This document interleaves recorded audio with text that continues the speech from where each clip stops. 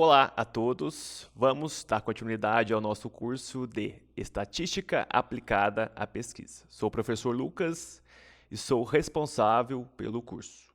Nesta semana, a gente vai conversar sobre análise de regressão linear múltipla, que é uma análise extremamente importante e bastante utilizada. Primeiramente, vamos ver o conceito, né?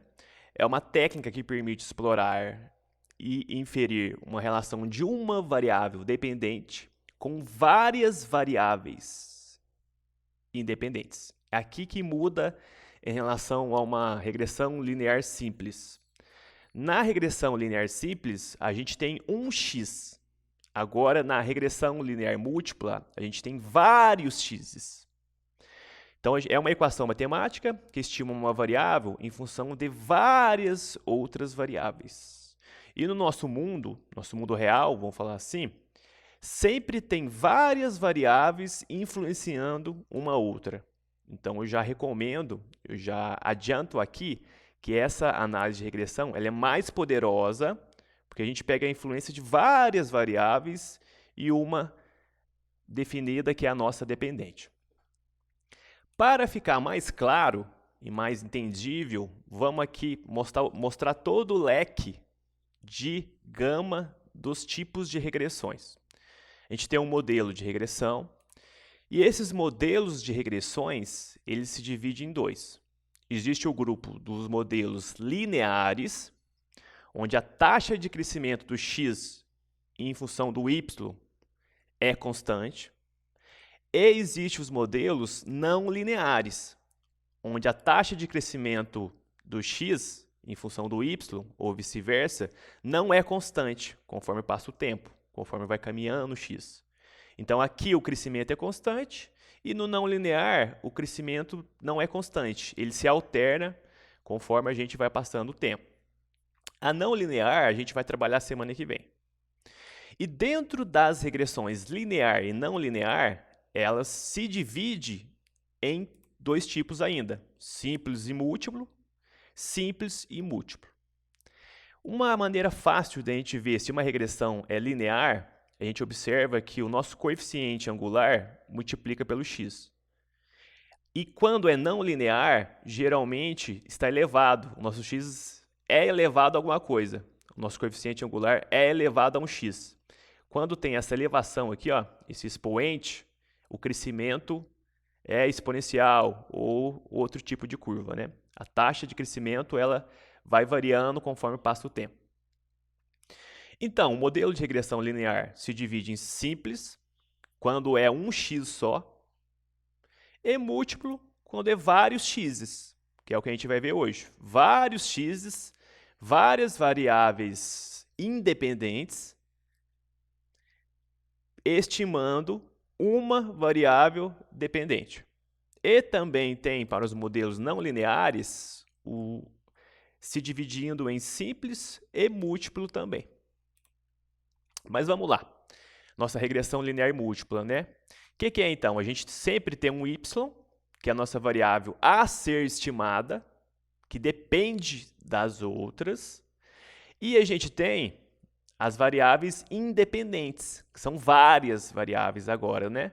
Aqui, no exemplo, coloquei 4. Então, tem um x1, tem um x2, tem um x3 e tem um x4. Mas pode ter muito mais, 7, 8, 10. Então, você coloca a quantidade que você acha necessário, vamos falar assim, né? E, no final, a gente tem um coeficiente linear. Ou, no final, a gente sempre vai estar somando ou subtraindo esse coeficiente linear. E as variáveis independentes, que são x1, x2, x3, x4, sempre são multiplicadas pelo A, B, C e D, que são os parâmetros calibrados, que a gente vai calibrar.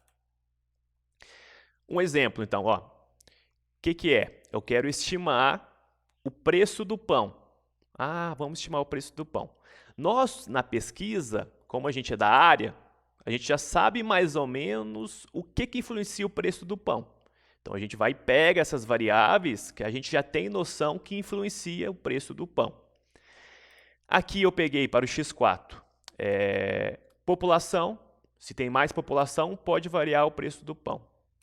Para o x3, pegamos o preço do trigo. Tá. O pão é feito de trigo, então o preço do trigo pode influenciar o preço do pão.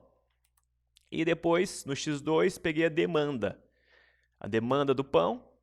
E para o x1, peguei a oferta de pão. Então, o que a gente está fazendo aqui? Um exemplo, né? Para estimar o preço do pão, eu peguei a oferta, a demanda, o preço do trigo e a população. Porque eu sei que essas variáveis, elas são importantes para a gente achar o preço do pão. Se a gente pegar só a oferta, modelo, né, simples, a gente sabe que está faltando variáveis que influenciam o preço do pão.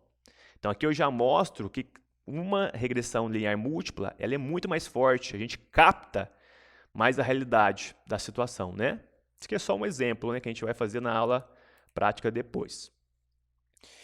Como que eu recomendo essa análise?